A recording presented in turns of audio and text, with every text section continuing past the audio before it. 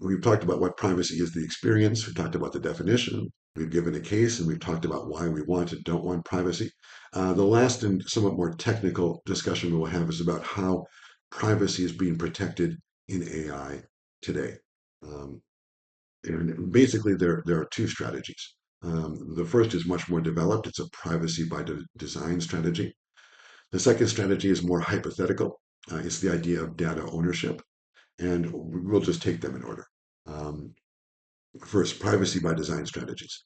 These are privacy by design strategy seeks to protect user privacy in AI applications by tools of the or through the original design methods. That is, when engineers begin designing their tools, they think, how can this tool be made in a way that preserves user privacy? And the most common um, strategy or method of this uh, privacy by design is data minimization. That just means that engineers carefully build their tool to require the minimum personal information possible and to use it only minimally in time. That is, uh, when they ask users for the information, they only ask users for the information which is necessary to do the task.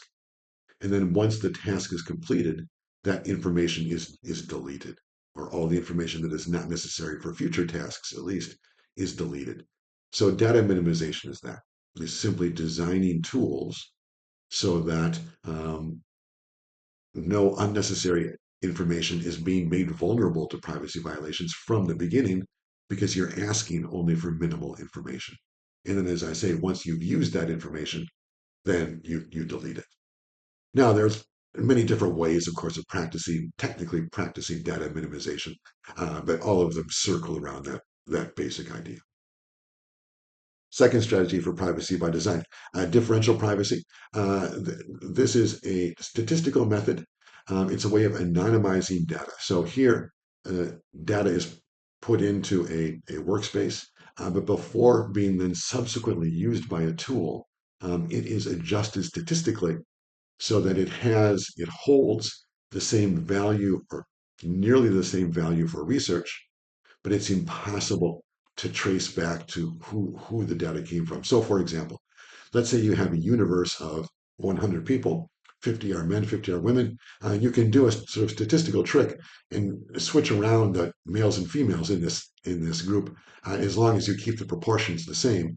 In that case, you the identities of the particular profiles, the particular users, you don't know whether that user is really a male or really a female because we've jumbled the um, their genders, but we've jumbled them in a way which maintains over the entire universe of the data. It doesn't change the number of men and women in the entire universe. Now, of course, if you're doing a study that is heavily dependent upon male and female, well, in that case, this idea of differential privacy, it may cost you quite a bit for your results. It might not be something you can use. So differential privacy, the statistical method, it's an excellent idea. It's only useful in some limited cases. And then finally, obfuscation. This is privacy by design, but from the other side, it's a designed tool that makes privacy. Uh, and the idea here is that you don't protect personal information by hiding that information, or even by jumbling the information, or by taking less of it. Instead, you hide personal information by creating overwhelming amounts of it. Instead of having too little, you have too much. So an example of obfuscation is your web browser certainly, or it may keep track of what websites you are visiting, and it will learn a lot about you from that. But Firefox, for example, has an add-on that you can insert, which has your own browser in the background constantly surfing to random web pages. So the idea is that the any kind of phone company, let's say, that's monitoring what web pages are visited from your computer, that data will be worthless because it will be impossible to distinguish the pages that you actually visited from those which were just randomly selected for visiting by your web browser. So this is called obfuscation. It's the idea that you conceal someone's personal information by creating too much of it, not by hiding it, but by putting so much out that what remains is value, has no value. So that's obfuscation. And of course, you can imagine the web page is a good example, but you can imagine that in many other contexts. And all of these fall under the idea of privacy by design. Finally, the second strategy for protecting privacy is less advanced. It's hard to see how we can make this work, at least right now. It is the idea of data ownership. And that is the idea that, okay, if we can't, if there's no way to stop Instagram and Facebook from taking our information, at least maybe we can get some money back for it, right? We can sell it. Uh, and first of all, of course, what the platforms say is, well, the value of my information, just as one person, is almost nothing, right? So even if I sell it, it's only a few pennies. It's not worth it. But still, there's some in principle, it's still an idea, right? And so the idea there would be that you could somehow we could find a way to regulate or ensure that when companies took your personal data, um, that they would have to find some mechanism for giving you some money back, which equaled the worth of that data. Again, I'm not sure that could actually work in the real world, but there's talk about this in one way or another. And then sometimes people use it with blockchain. They say your data should be on a blockchain that people can gain access or not gain access. Uh, but the problem there is just the cost of creating the blockchain is more than the value of the data. So it's hard to know. But in any case, that's the debate. The debate or the principle is that we could somehow have data ownership, and in that way, we could let people control their information in some sense indirectly, because at least they get money back for it. And then a final point here, when we think about personal information as privacy, there are two kinds of models that people use.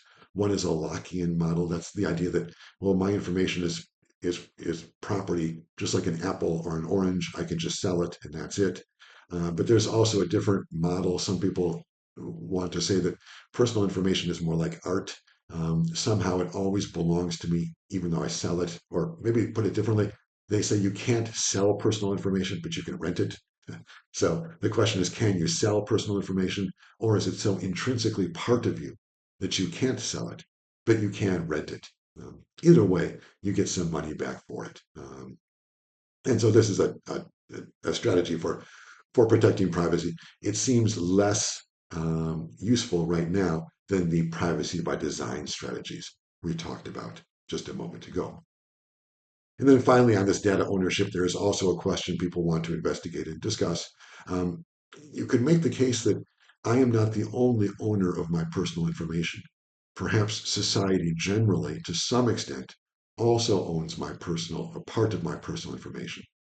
And an example of that would be during the COVID pandemic. You can make the case, look, the fact that I'm sick is personally identifying information. The fact that I'm sick with COVID right now, let's say. But you can make a case that society, because of the threat that I pose to others, I could make them sick. That in some sense, society, that I should be required to reveal that I'm sick. And if that's true, then you could say that society also has the general idea of us, the collective, has some ownership of my personal identifying information.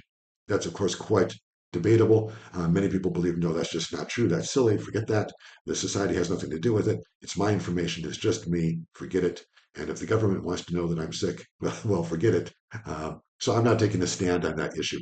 I'm just saying that in the question about privacy and data ownership, there does open a discussion about whether or not I uniquely own my own information. So I think that's just about enough for privacy. What we have done is first we tried to give a sense of the experience.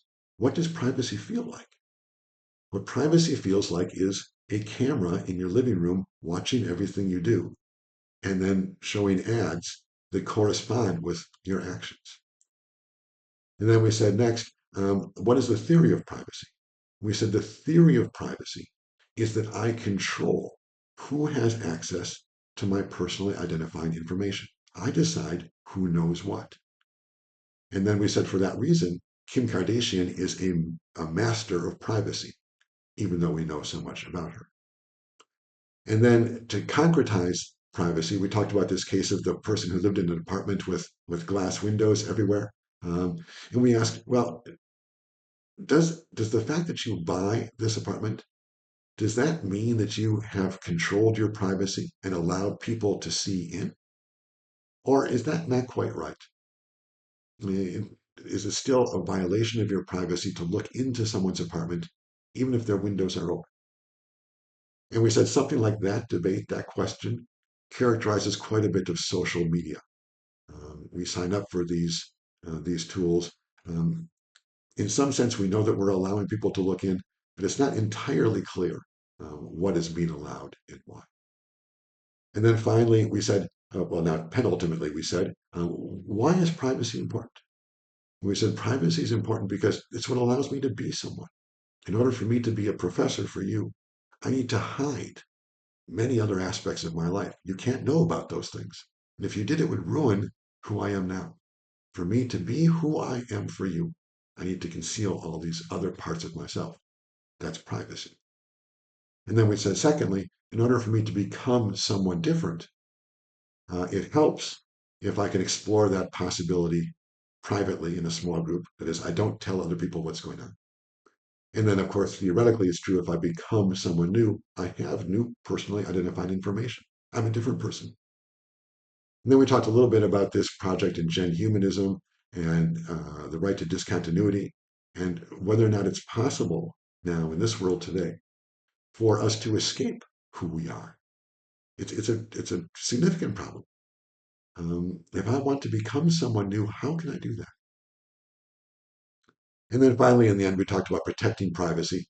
And we talked about privacy by design, a very important field for computer engineers, ways that we design our software so they protect users' privacy instead of taking it away. And then secondly, we talked much less importantly about this idea of data ownership. So good. I think that's enough for today about privacy.